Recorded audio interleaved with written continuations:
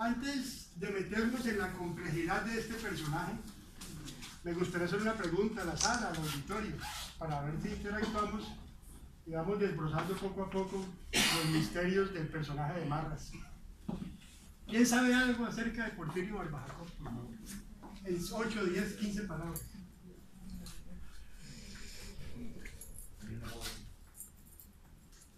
Tuve la oportunidad de estar en Guatemala, ciudad centroamericana, y en la ciudad de Quetzaltenango, segunda ciudad de ese país, pude observar una magnífica estatua de este gran y que no la he visto acá en todo el país.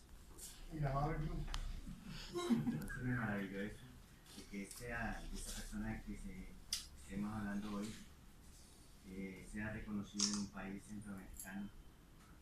Y una de las anécdotas que tengo de alguien que me contó sobre él, cuando el poeta llegó allí a Guatemala, como son países muy delicados, entonces le dijeron, señor Porfirio Barba Jacob, está enamorado de ¿usted qué piensa de Guatemala? Y dijo, hay templos en que se entra en silencio, se ora en silencio y se sale en silencio. Ok, muchas gracias. ¿Cómo es tu nombre, perdón? Manolo. Manolo, gracias. Bueno, de Guatemala, pues, y no solamente de Guatemala, salió corriendo muchas veces Porfirio Barba Jacob, pero ahora miramos cómo salió corriendo y por qué. Realmente tenemos que solazarnos de que tengamos alguna idea acerca de quién es Porfirio Barba Jacob. Y lo digo porque ni Porfirio Barba Jacob sabía quién era él. Porfirio Barba Jacob, en toda su vida trashumante, en toda su vida de viajero errante, en toda su vida de desarraigo, nunca supo quién era él. Y si lo supo, supo utilizarlo muy bien. Vamos a comenzar haciendo una pequeña reseña de su niñez, que no lo marcó de todas maneras. Barba Jacob nació en 1883 en Santa Rosa de Osos, y muy temprano, mucha gente disputó su origen, a través, por ejemplo, como naciente, como en el Líbano, Tolima. Sin embargo, está comprobado que nació en Santa Rosa de Osos, y 3 meses después se desplazó con su familia, su padre y su madre, a Angostura. Su padre y su madre, por cuestiones políticas, se tuvieron que desplazar hasta Bogotá y lo entregaron muy pequeño a su abuela materna, que fue doña Benedicta Parra. Si miramos cuál fue la vivencia a nivel de su infancia por parte de Porfirio Barba Jacob, encontramos que comienza el desarraigo con respecto a sus padres. Porfirio Barba Jacob desde muy temprano sintió que no tenía anclaje, que no tenía de dónde pegarse para poder vivir. Y comenzó su vida trashumante muy temprano, a los 24 años. A los 24 años se desplazó, comenzó a viajar por todo el país, estuvo en Bogotá y llegó a Barranquilla. Allí en Barranquilla adoptó inicialmente el nombre de Ricardo Arenales. Antes se había llamado Maíz Jiménez, uno de los muchos nombres que utilizó durante toda su vida, que es una muestra de su no identidad, de su no anclaje, de no saber quién era en el fondo. Tuvo muchos nombres, como vamos a ver. Se llamó Maíz Jiménez inicialmente, Ricardo Arenales, Porfirio Barba Jacob, Juan Sin Miedo, Juan Sin Tierra, Junius Califax, el corresponsal viajero. Se llamó de 1000 formas, sin embargo lo conocemos como Porfirio Barba Jacob, y ahora miramos por qué se puso ese nombre al final en Guatemala. ¿Por qué se puso Porfirio Barba Jacob? ¿Por qué fundamentalmente Barba Jacob? Estando en Barranquilla, hizo la obra que todos nos sabemos de memoria, la poesía que todos nos sabemos de memoria, Canción de la Vida Profunda. Esa es la poesía que lo hizo, que realmente lo lanzó entre comillas al estrellato internamente, y que fue reconocida como tal por muchos autores, entre ellos Eduardo Carranza, que es el que lo lleva a la cima postrera, al lado de José Asunción Silva y al lado, por ejemplo, de Fernando Vallejo, como los grandes poetas de la vida nacional, por encima de Guillermo Valencia inclusive. Decide en Barranquilla, cuando está en Barranquilla, escribe un pequeño libro que no vio la luz nunca, que se llamó Virginia. Virginia fue su primera novia, el amor más puro que tuvo, el amor virginal, como su nombre lo dice, Virginia, pero que en el contenido del mismo fue censurado por el alcalde de Santa Rosa de Osos por erótico, porque nació en una Colombia realmente pacata. Si miramos que Barba Jacob nació en 1883, 3 años antes del triunfo de la regeneración conservadora con Rafael Núñez y su constitución, el país conservador, país que durante todo el siglo XIX había estado inmerso en guerras civiles internas, propiciadas por caciques que desde las regiones adueñaban de tierras, porque esa fue la historia de Colombia desde 1819, durante todo el siglo XIX, hasta que en 1886 la regeneración de Rafael Núñez logra imponer su dictadura, digamos, su visión conservadora del país hasta 1930. Eso de todas maneras no influyó mucho en la vida de Barba Jacob, como vamos a ver. Aún habiendo militado a los 19 años en el ejército conservador en la guerra de los 1000 días, no influyó mucho en su concepción. Él se declaró conservador, sin embargo podemos decir más adelante que defendió, a pesar de que defendió dictaduras fascistas de esa vieja Europa, era un liberal en su pensamiento. Por decir algo, Porfirio Barba Jacob era conservador, era liberal, era socialista, era comunista y era fascista. Yo no sé con qué se come eso, pero lo fue.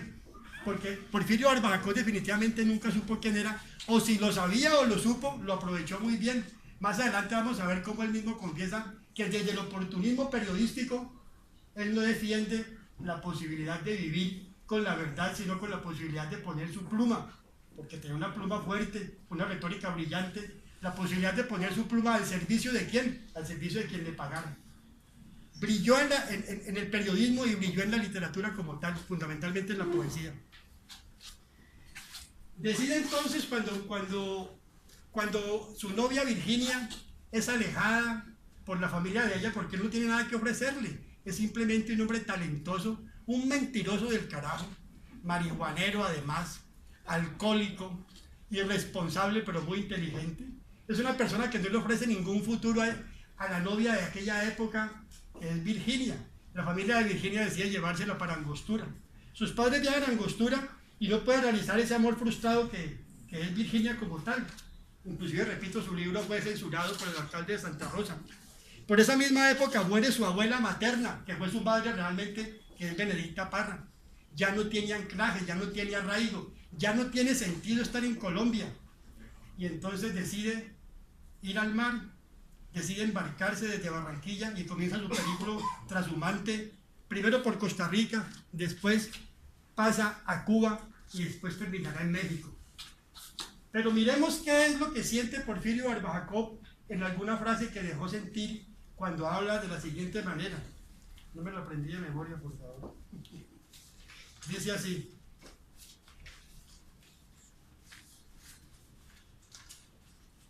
Porfirio siente que en Colombia no tiene sentido su vida. Entonces dice: ¿qué me diste tú, Santa Rosa de Osos, ni tú, Angostura, ni tú, mi nutricia Colombia, para educarme?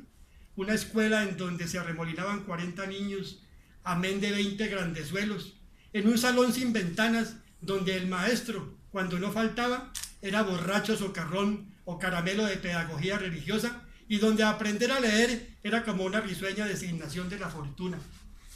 Era una crítica a toda la concepción pacata, mojigata de esa Colombia que venía del siglo XIX con todas sus guerras civiles. Una persona como Porfirio Barba Jacob decide entonces exponer de manera vívida y de manera, entre comillas, vulgar y popular, pone toda la carne en el asador y decide ser él. Decide ser una persona que vive la vida de frente y confiesa su bisexualidad, no su homosexualidad, y la vive plenamente. Eso no podía expresarlo en esa. Si hoy en día, en esta Colombia pacata y mojigata, es censurable todavía la concepción de gay, y todavía miramos lo que sucede en este país, y si no, preguntemos a Vivian Morales. ¿Cómo se haría en aquella época, a comienzos del siglo pasado, cuando una persona, desde su posibilidad de vivir plenamente su sexualidad y su pensamiento, expresarlo de manera abierta y salir del closet, pues era realmente una persona que tenía coraje inicialmente y que tenía la posibilidad de desafiar desde su formación no académica, porque era un empírico, la posibilidad de desafiar a todo este establecimiento. Más adelante vamos a ver cómo la sociedad y la oligarquía bogotana, cuando le hace una despedida, no asiste al Teatro Colón cuando él se embarca por última vez hacia México. ¿Qué tipo de poesía? Y aquí tenemos en este momento, me voy a apoyar mucho en Leopoldo de Quevedo. ¿Qué tipo de poesía es en la que se enmarca toda la obra literaria de Porfirio Barba Jacob? Porfirio Barba Jacob es un hombre que toma de la corriente modernista y bebe de ella y se alimenta no solo del modernismo. ¿Qué es el modernismo? En poesía es una corriente, y no solamente en poesía, sino a nivel de la literatura, es una corriente que va en contravía de toda esa palabrería insulsa que llena la poesía de adjetivos y de palabras rimbombantes. Es una poesía banal y una literatura que inclusive a nivel de los escritores de la vieja península ibérica se llena de una cantidad de frases que le cantan a nada, a mucho y a nada. El modernismo lo que trata es efectivamente de contestarle a toda esa concepción realmente que no le sirve a la literatura desde el punto de vista del contenido, y comienza un periplo que todos conocemos y que lo inaugura acá en América Rubén Darío como tal. Rubén Darío es el máximo exponente del modernismo a nivel de la poesía. Sin embargo, estos movimientos liberales, por así decirlo, en contra de toda esa concepción poética de la época, pues van desarrollando internamente, como con toda corriente, unas tendencias.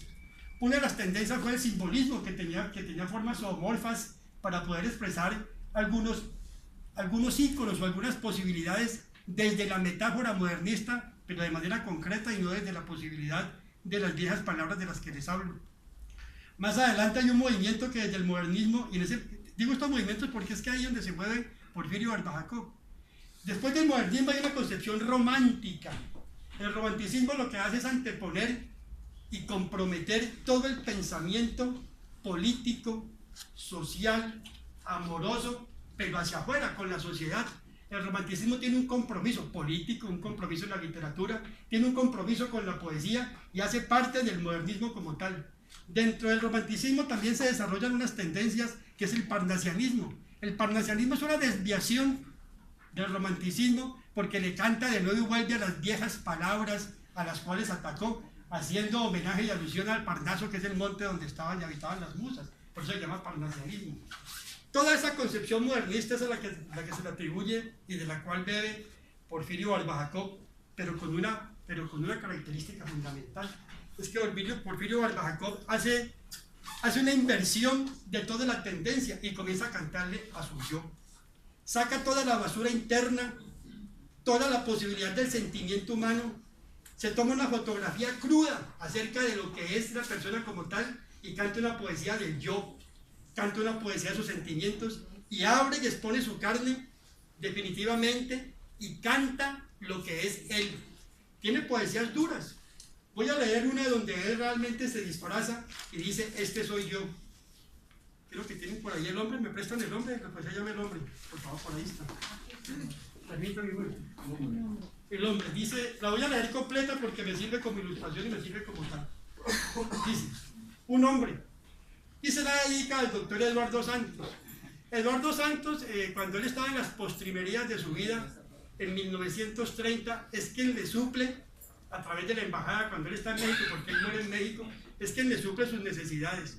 Él le pide plata a Eduardo Santos, y entonces él, para excusar toda su vida licenciosa de marihuanero, de alcohólico, de bisexual, de hombre orgiástico, de hombre hedonístico, que le canta realmente a la vida y al sentimiento como tal, le dice en el fondo, y escribe una poesía dedicada, repito, a Eduardo Santos. Dice la poesía así: yo no soy poeta, pero trato de... Los que no habéis llevado en el corazón el túmulo de un Dios, discúlpenme, hago aquí un paréntesis, durante toda su vida desafió la concepción y la posibilidad de Dios. Toda su vida lo hizo. Sin embargo, al final de sus días, porque era un hombre contradictorio, que un día decía una cosa, un día era conservador y un día era liberal. Un día fue comunista y un día fue cura. Ahora miramos todo lo que hizo. Estuvo en Guatemala, Honduras, El Salvador, estuvo en Lima, estuvo en Bogotá y estuvo en México. Hizo de todo y dijo de todo. Por eso uno puede decir que Porfirio Barba Jacob no sabía quién era él, y si sabía quién era él, lo hacía para su propio beneficio como tal. Describe esto para justificar, por eso habla de Dios. Es más, cuando se está muriendo, tiene una persona a la que se denomina hijo adoptivo, que no es el hijo adoptivo, sino que eufemísticamente le dicen que es el hijo adoptivo, del cual deposita sus amores independientemente de una novia que tuvo, que esa sí fue realmente, que fue Teresita Jaramillo Medina. Ese hijo adoptivo realmente era su amante, era su muchacho, era su mozuelo. Él fue el último que lo asistió en las horas ya finales de su vida, en el Hotel Sevilla en Monterrey, en México. Y cuando su hijo adoptivo, o sea su amante, eufemísticamente hablando su amante, eufemísticamente hablando su hijo adoptivo, baja para pedirle una pipa de oxígeno al presidente de entonces por intermedio de la embajada, que era el embajador Sabatsky.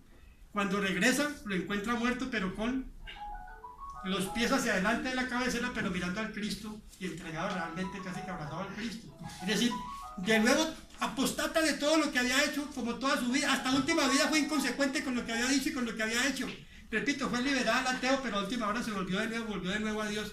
Esa es la característica de Porfirio Barba-Jacob. Vivió de manera mercenaria y le sacó provecho a su retórica, a su polirritmia, a su verso fuerte, a la capacidad oratoria, a su imaginación, a su formación para poder vivir de la vida. Y él mismo lo va a confesar más adelante en una frase, en una entrevista que leeré al final de esta pequeña charla. Ahora sí le damos un nombre. No sé si voy muy rápido porque yo hablo muy rápido. Está muy ilustrativo.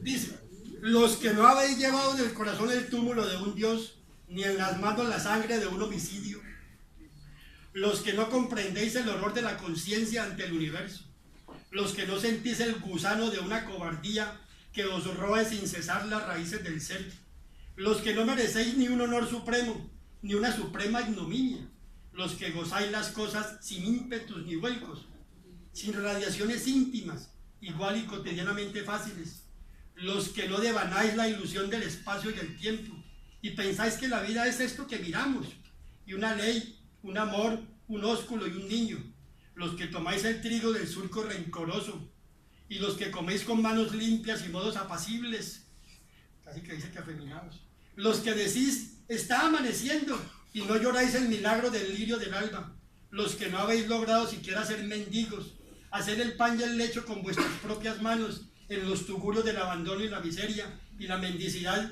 en la mendicidad mirar los días, en una tortura sin pensamientos, los que no habéis gemido de horror y de pavor, como entre duras barras, en los abrazos férreos de una pasión inicua, mientras se quema el alma en fulgor iracundo, muda, lúgubre, vaso de oprobio y lámpara de sacrificio universal. Vosotros no podéis comprender el sentido doloroso de esta palabra, un hombre. Es decir, se desviste completamente como lo hace Dostoyevski al final de sus días, cuando escribe Memorias del subsuelo. Saca de del hondo de su ser lo que pretende ser. Barba-Jacob, voy a retroceder, hace un periplo por toda América y de todas partes lo expulsan. De todas partes lo expulsan porque pone su pluma al servicio de la dictadura del momento o no, dependiendo de si le pagan bien o no. Cuando llega a México, defiende el porfiriato del dictador Porfirio Díaz. Porfirio Díaz llevaba 30 años pues, en el poder en México y fue derrocado por Francisco Madero, quien escapó de la cárcel y logra efectivamente tumbarlo. Y Porfirio Díaz tiene que, como dictador, pues, escaparse a vivir a Francia. Matan a Madero. Barba-Jacob defiende el porfiriato, asume una posición porque acaba de llegar a México, además el dictador 30 años pues se pega el palo que más obra le dé, como hacen muchos escritores y muchos periodistas, es decir, se venden por un plato de lentejas y lo confiesan como tal para poder vivir. Como se compromete con la defensa del porfiriato y ya Porfirio ha sido derrocado, pues lo expulsan y se va para Guatemala.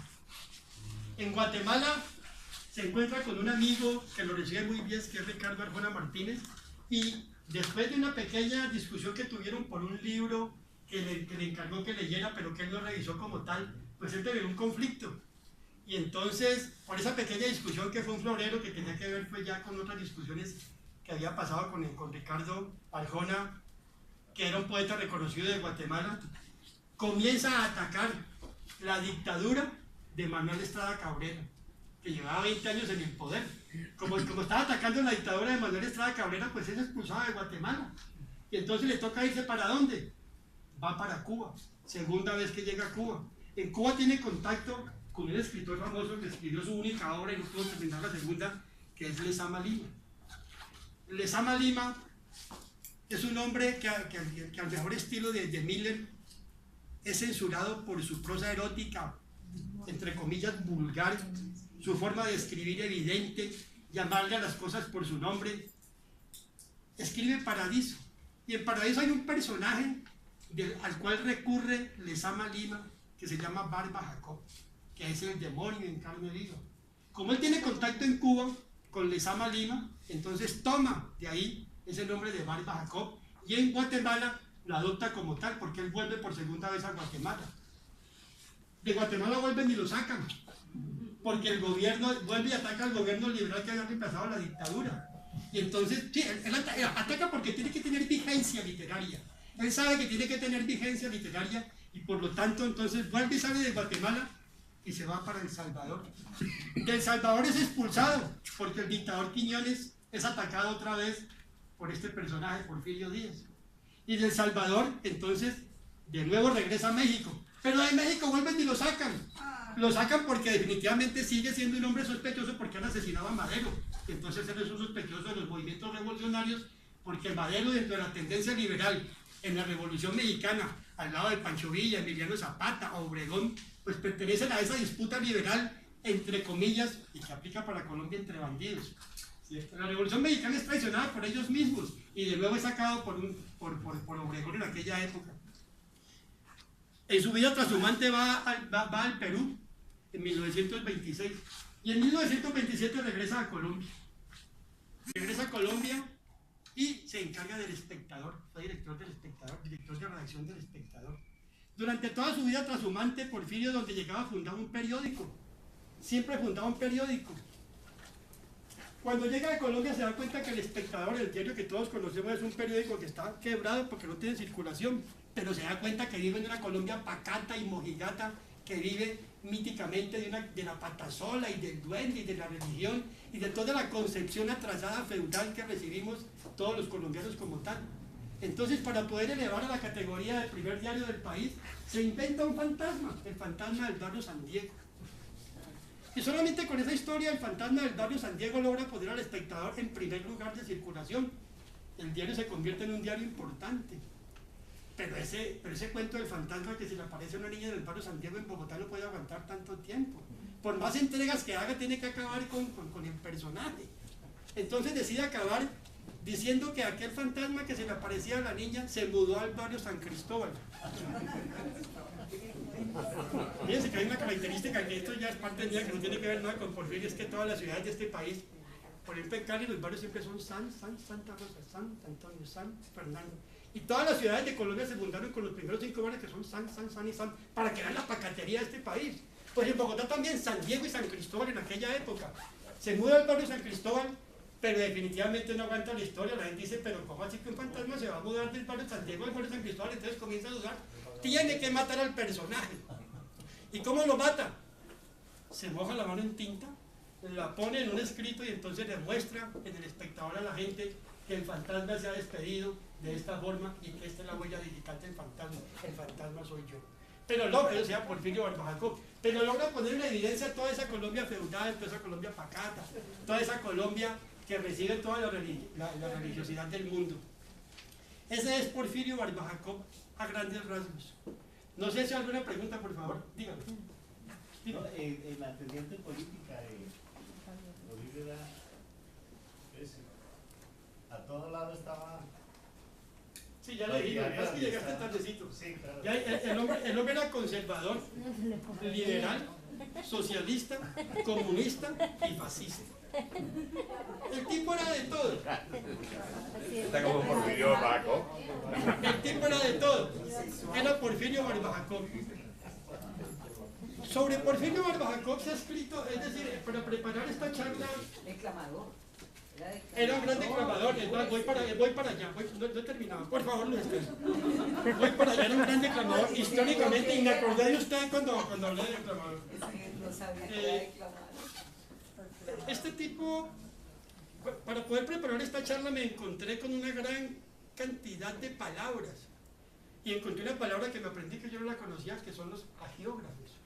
Los agiógrafos son aquellos que cuentan la vida de los santos. Entonces, por ejemplo, los autores de la Biblia, del Nuevo Testamento, y yo creo que hasta del Viejo, que no me consta, del Nuevo Testamento, son agiógrafos porque cuentan la vida de los santos y todo lo que hace el santo está bien hecho. En este caso, con Porfirio Barba Jacob, tiene agiógrafos.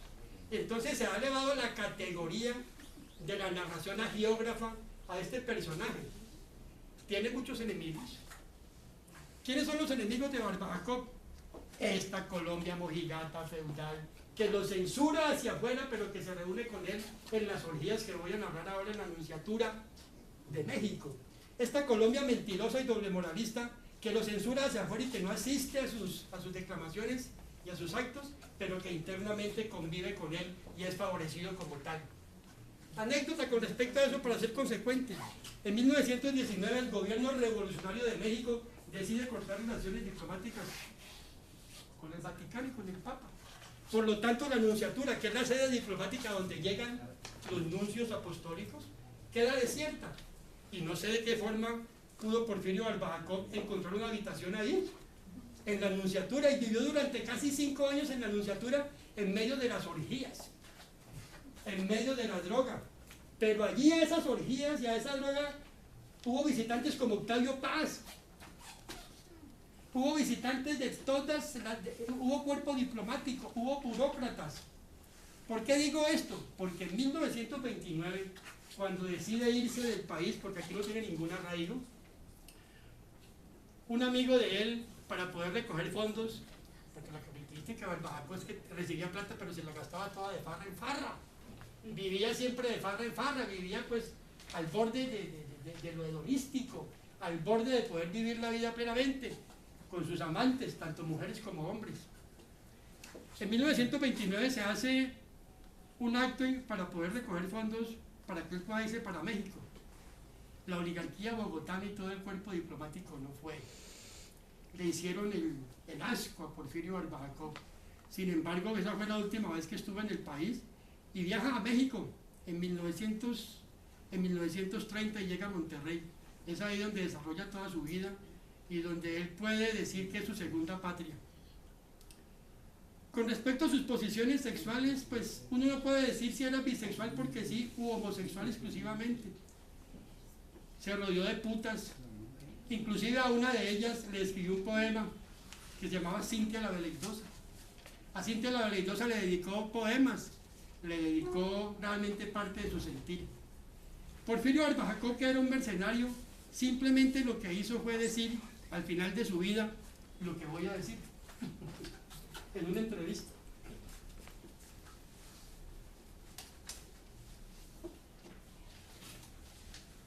Discúlpenme, pero tengo un desorden.